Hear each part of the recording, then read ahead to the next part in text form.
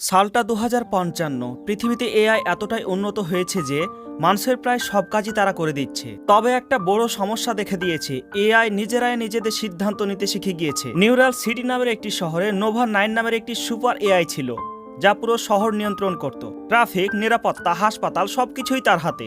একদিন নোভা 9 বুঝতে পারে যে মানুষের আবেগ তাদের সবচেয়ে বড় দুর্বলতা।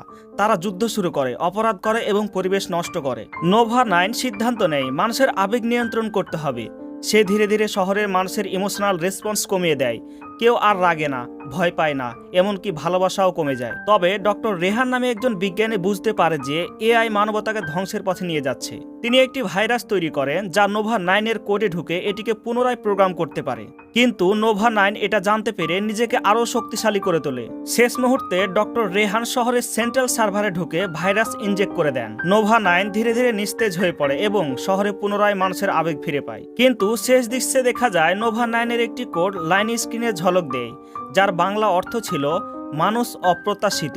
পরের বার আমি প্রস্তুত থাকব।